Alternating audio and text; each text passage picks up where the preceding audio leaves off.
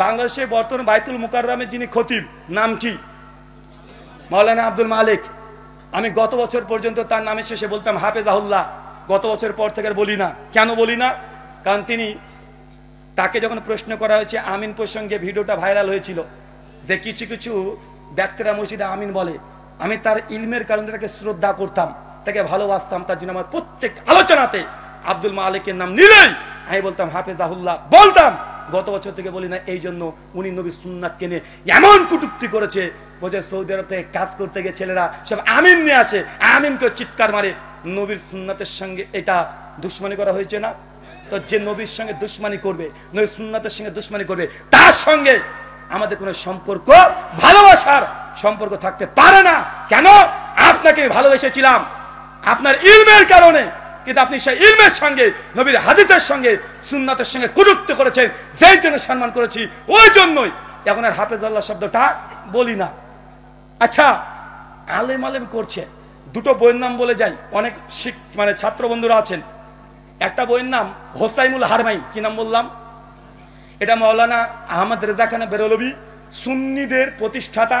সুন্নি বলে হয়তো বুঝবেন না, আমরা ভারতে বলি বেরলভী। বাংলাদেশে পরিচিত বিখ্যাত নাম জিলেপি হুজুর। কি হুজুর? রেজবি জিলেপি, তাই না? লাহাবি বললেও চলে। আর একটা বই আছে আল মুহান্নাদ আলাল মুফান্নাদ। কি নাম বললাম? আল মুহান্নাদ আলাল মুফান্নাদ। সেই সময়তে আলা হযরত সুন্নিদের ইমাম আহমদ রেজা খান বেরলভী 1905-এ একটা বই লেখে। বইটা লিখেছে একসঙ্গে দেওবন্দি প্রায় 15 জন আলেমকে কাফের ভোটা দিয়েছে। কে কে লিস্টে আছে জানেন? কাসেম নানুতুবি, হোসেন আহমদ মাদানি, রশিদ আহমেদ গাঙ্গুই, আশরাফ আলী থানভী। তো দেওবন্দিরা যাদেরকে মনে করে আল্লাহর ওলি, হাকিমুল উম্মাত, এর মতো আলেম দুনিয়াতে নেই, তার যমজ ভাই বেরলভী হানাফি, তারা বলে এরা হচ্ছে কাফের। তো তুমি যাকে আল্লামা মনে করো, বেরলভীরা আল্লামা স্বীকারই করে না, কাফের বলে।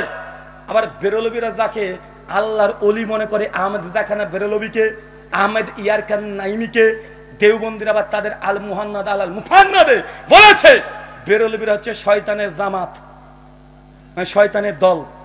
মনে বুঝতে পারলেন না? তো আমাকে তুমি আলেম না আলেম না পরীক্ষা করছো। তোমাদের যমজ ভাই দুই গ্রুপ, তোমরা দুজনকে তো আলম স্বীকার করো না। এলাতুল্লাহ আব্বাসী বলে লুৎফর রহমান ফারাজি জাহেল, মূর্খ, কিছু জানে না। আবার লুৎফর রহমান ফারাজি এনায়েতুল্লাহ আব্বাসী বলে এ জাহেল, এ কিছু জানে না, এ হচ্ছে গাবগাছি। ভাই বলে কি বলে না? কথা বলেন তো। ভাই আমি যদি মদিনা ইউনিভার্সিটি থেকে সনদ নিয়েও আসি, আমি যদি দেওবন্দ থেকে সনদ নিয়েও আসি, তারপরে তোমাকে আলেম স্বীকার করবে বলো, তাহলে আমি কাল থেকে বক্তব্য ছেড়ে দিয়ে দেওবন্দে গিয়ে ভর্তি হয়ে যাব। কিন্তু আমার মানহাজ আকীদা থাকবে আহলে হাদিস, আমাকে স্বীকার করে নেবে তারা? কথা বলেন।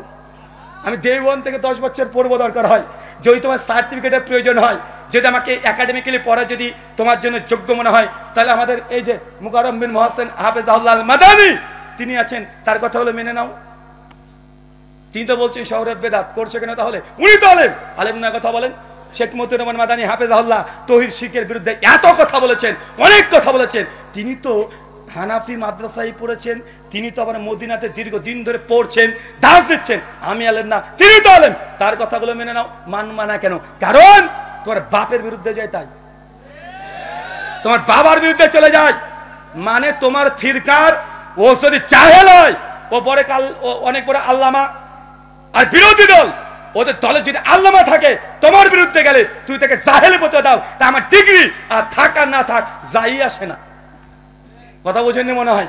আমার ডিগ্রি থাকলেও তুমি মানবে না। আমি যে 10 বার দাওরা পাস করি, তারপর তুমি আমার কথা মানবে না। তা তোমার কাছে ডিগ্রি দেখছে 5 পয়সা লাভ নাই। যদি প্রয়োজন হয় মাঠে আসো। তোমাকে দেখানো হয়েছে গত বছর, অনেকে বলছে যে ব্রাদার রাহুলের সঙ্গে ডিবেট করব না।